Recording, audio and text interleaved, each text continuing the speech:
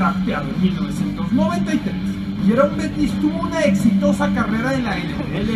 El autobús visitó los colores de los Carneros de Los Ángeles y de los Acereros de Pittsburgh, equipo con el cual, en 10 temporadas, deslumbró con su trabajo dentro del emparrillado. En total, 192 partidos de temporada regular, 13.662 yardas, lo que le valió 6 nombramientos al Pro Bowl. En postemporada, su historia es igualmente satisfactoria: 14 partidos, todos ellos con el equipo de Pensilvania, donde corrió 674 yardas y, por supuesto, consiguió el título del Supertazón 40 con los Acereros, lo que le permitió despedirse de la liga en lo más alto. Jerome Bettis, nacido en Detroit, Michigan, procede de la Universidad de Notre Dame y ahora, el 31 de enero del 2015, fue seleccionado para integrar el Salón de la Fama del Fútbol Americano Profesional. Jerome Bettis es toda una leyenda de los Acereros de Pittsburgh y su viaje a Canton, Ohio, no hace más que confirmar el tremendo jugador que fue. ¡Fuerte el aplauso para Jerome Bettis, nuestro gran invitado!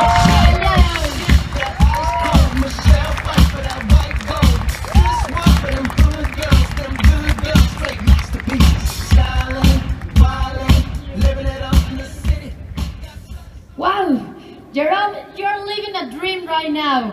You are just selected for the Hall of Fame. What does it mean for you?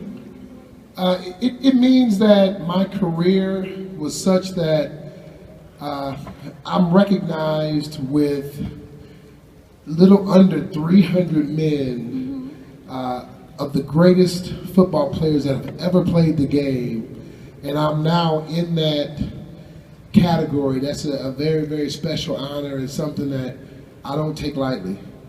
Y es que déjenme comentarles, imagínense que cada equipo, each team, has at least 5-3 players per season.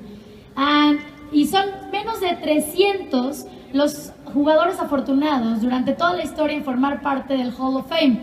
So, evidently, your career was amazing, but what could you consider was the best moment in your career?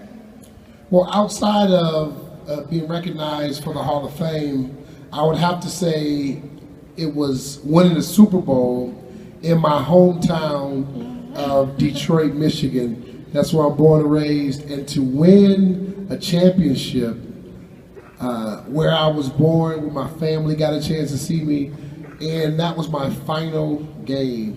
So that was definitely a highlight, the highlight of my playing career.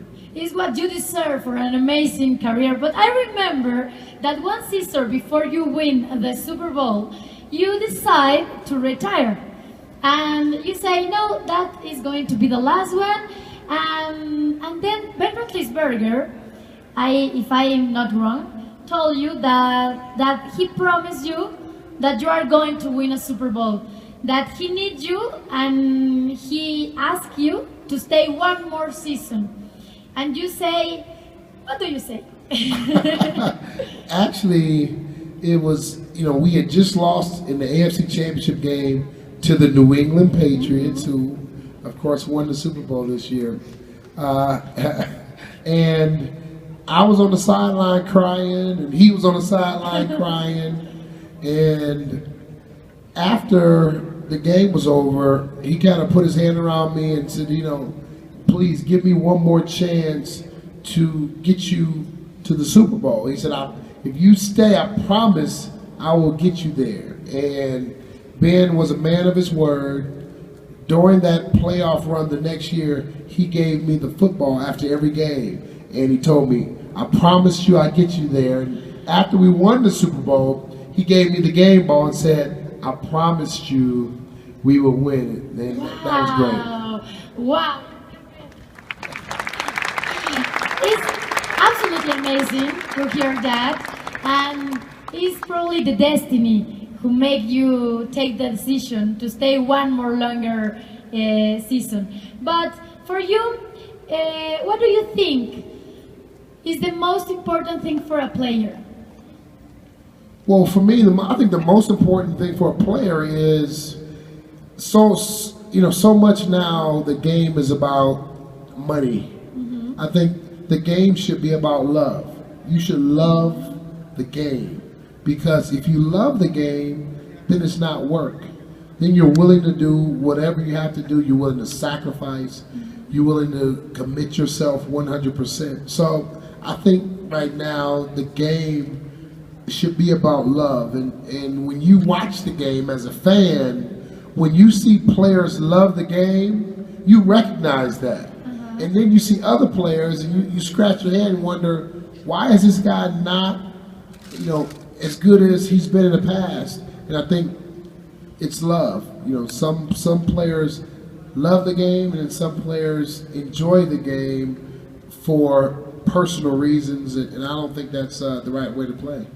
Yeah, absolutely, because the money could disturb the focus on the football. It's a lot of things surrounding players. For example, this season, the NFL has a lot of scandals outside the field.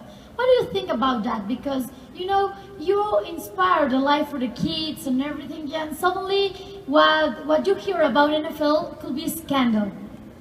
It's disappointing because this is the NFL that I love, that I grew up playing in, that I grew up admiring, and so now you see all the scandals with the players, with the teams.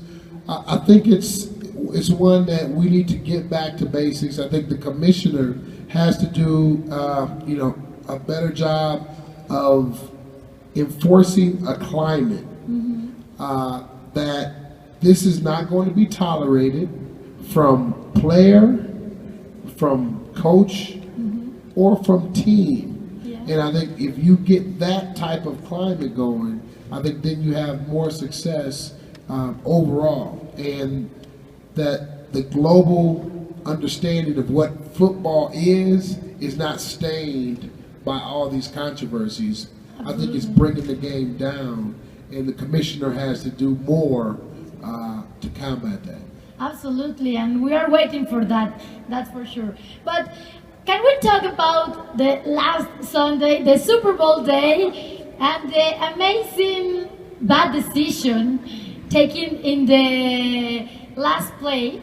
What do you think about it? You're a runner. What happened? What happened in that play? Well, I think the Seattle Seahawks really outsmarted themselves. They wanted to try to sneak one in and try to throw it instead of going with what they know in terms of running the football. They figured they had 3 plays. They would throw it on 2nd down, and if it wasn't completed, they could come back on 3rd down and maybe run the football. 4th down, maybe run the football. But when you're in those type of situations, you've got to do what you do best. And the Seattle Seahawks really went away from that. And I think part of it is because I don't think they wanted Marshawn Lynch to get that 2nd touchdown and become the MVP of the league. And they would much rather have Russell Wilson be the MVP. And I understand that. But what you can't do is risk the success of your team for an outside motive. I think they lost the game. The New England Patriots won the game. It was a great play that the cornerback Butler made. You can't take anything away from that.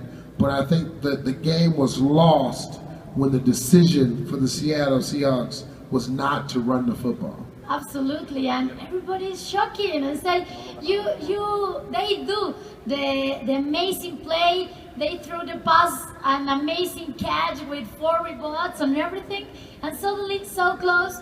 Do you think that if they use technology and so the average in the running and the average in the pass, they should take the decision to run? Absolutely. If you look at if they were to look at the analytics and say, you know what, everything is pointing to us running the football. We have the best odds of getting into the Super Bowl or winning the Super Bowl by running the football based on our prior experiences. I believe the stats would have told them to run the football in that situation. So that was a clear opportunity to have the analytics, that all of those other games that they played, Yes. tell them what to do in that moment. If they use SAP in that precisely moment, they win the Super Bowl. They win the Super Bowl, no question Absolutely, about it. absolutely. And now, tell me about Tom Brady, because you have the chance to play with a greatest quarterback, and as well in front of the greatest quarterback. What do you think about Tom Brady? Could you consider him the best ever?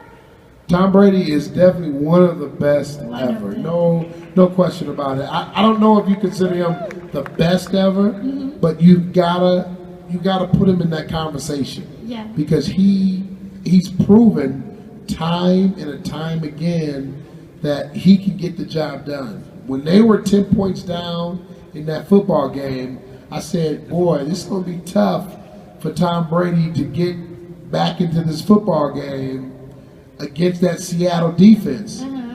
But to Tom Brady's credit, he found a way to get his team in the end zone. Not only did he erase the 10-point deficit, he went up in the game. So you've got to give Tom Brady a lot of credit.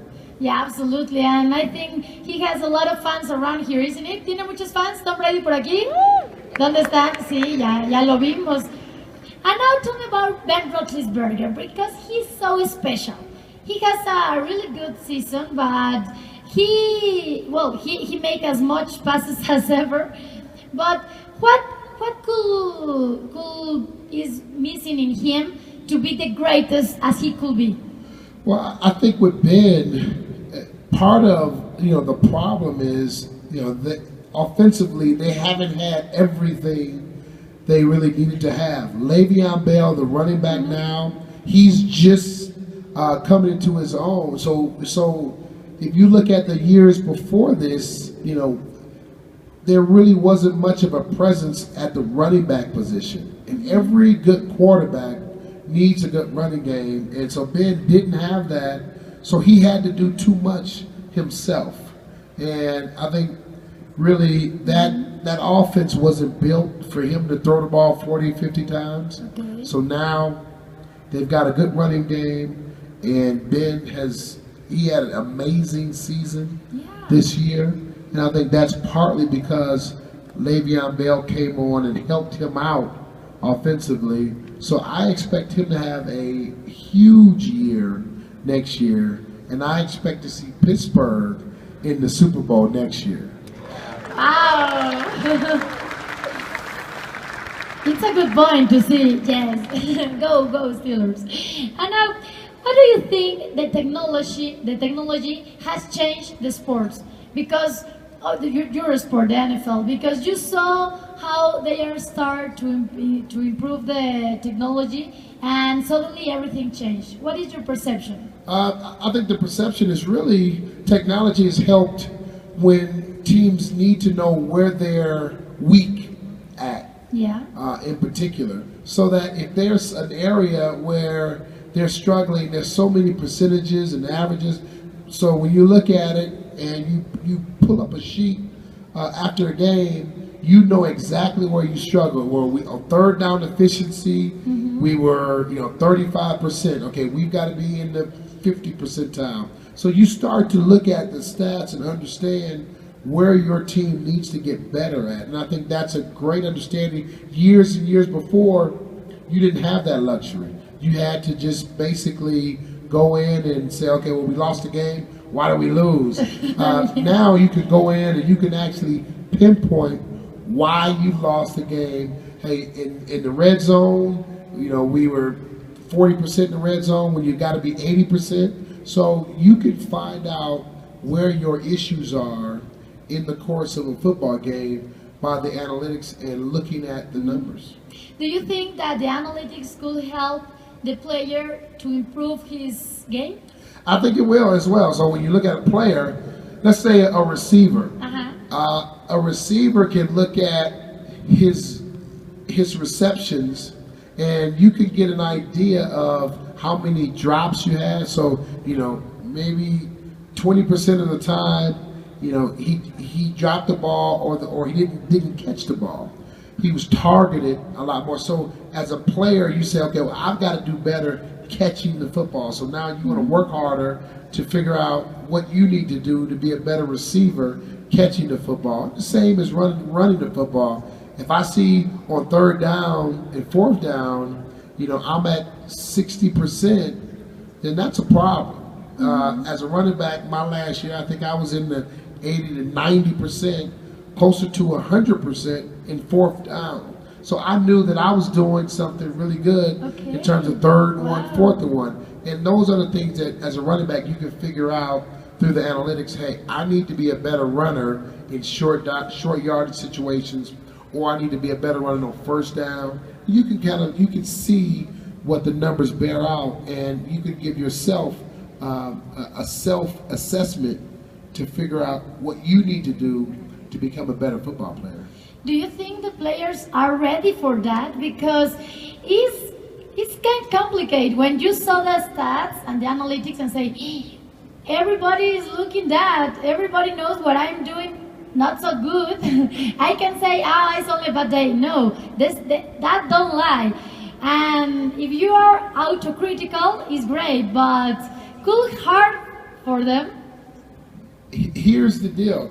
The coaches look at it. Yeah. The owner looks at it. So if the player doesn't look at it, he's going to get fired. So you better pay attention and take advantage of where technology is going, because it can only help you. It doesn't hurt you at all by being knowledgeable of the numbers. It doesn't hurt you. In no way do you lose anything by learning that you are a poor 3rd down runner, or you don't catch the ball in 3rd down situations as well as you do in 1st and 2nd downs. All it does is help you become a better player on the football field, and that's what team owners and that's what coaches want. They want better productivity from the player, and if they don't get that, then you're out the door, and they're going to bring in another guy that can provide more productivity. So it's imperative that you look at the numbers, so you do that self-assessment and understand where you are compared to where you need to be. Absolutely. Wow. That means that you need to clap for him, because sometimes you don't know how useful could be the technology. You saw many stats and everything, say, okay, they are, but they are very useful. You play fantasy football. You like it? I enjoy it at times when my guys score touchdowns. When they struggle, I get so mad it's ridiculous. Are you good or not? I'm not very good, because I pick players that I know. Yeah, your friends. And I pick with my heart. Okay. And sometimes I get heartburn. Well, but SAP is very involved in the fantasy football, and it's amazing how they impact not only the game, the whole NFL, because everybody pay attention what's happening in fantasy football. Yeah, it does, and it's great to see, because what SAP is able to do is take the personal aspect out of it. And I think so many times, if you're a Pittsburgh Steelers fan or if you're a Dallas Cowboy fan, you want to get your player for your team, but the analytics may show he's not the best player for you. And so when SAP can show those comparisons and give you an idea of the best player, obviously it makes you a better team owner, if you want to say, in fantasy football. So I think you've got to look at those analytics as well, because they're going to give you the best person for you. And you're not going to pay attention. I'm not going to pay attention to it. That's why I lose every year. That's good. For you, who could be right now the best running in the league? Right now, Adrian Peterson didn't play much this year. He was considered the best running back in the NFL. But I think if you now have to look at it, I really believe Marshawn Lynch really cemented himself as the #1 running back in the NFL. What he was able to do time and time again, especially when teams tried to stop him, because every time you played the Seattle Seahawks, you said, you got to stop Marshawn Lynch, and you couldn't stop him. So I think you've got to look at him as being the #1 running back in the entire NFL until Adrian Peterson comes back and shows he's still the man. Yeah, what happened with Marshawn Lynch is that he's not so popular because probably he don't understand the rules for the NFL outside the field, and he don't play the game as well as the other players.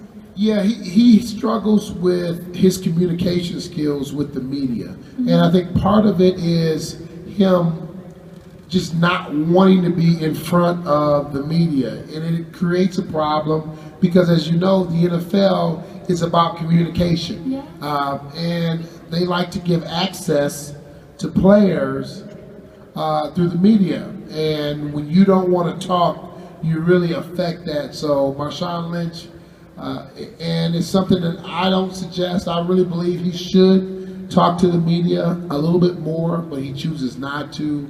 And it creates a tremendous conflict because him being a star player, you don't get a chance as a fan to know who Marshawn Lynch really is. And I think it takes a little bit away from the game of football. Absolutely. He didn't show the face that the people want to see it, but okay, it's his decision and it's okay. Exactly. Do you think that probably he could cause a lot of troubles in the locker room because all the negative environments around him could be? Well, I really believe in the locker room, the players know Marshawn Lynch is Marshawn Lynch. Yeah. They know what he does on the field.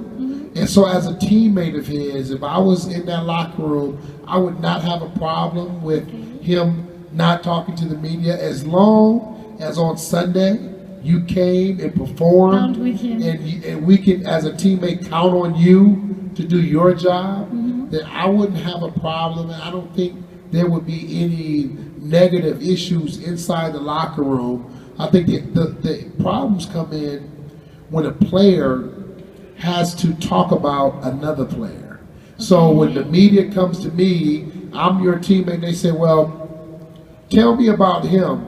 That's a problem. And that's something you don't want to have to ever do or deal with. So that's the issue, but I don't think it's a big one. Okay, that's great. And finally, what do you can advise to the players that are right now in the highest level in the NFL?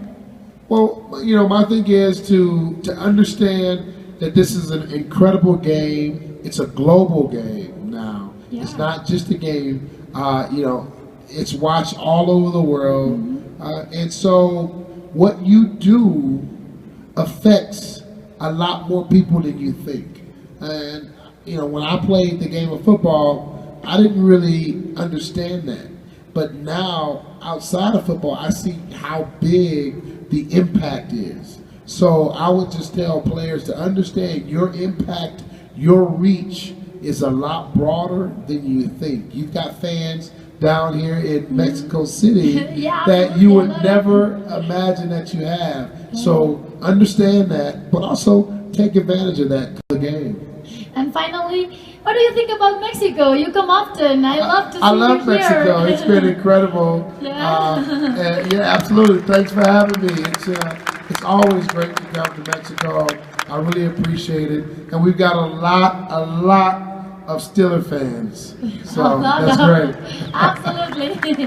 Thank you so much, Jerome. Thank you. We really appreciate it. Thank you. Muchas gracias a todos y bueno, pues un aplauso fuerte para Jerome Bettis.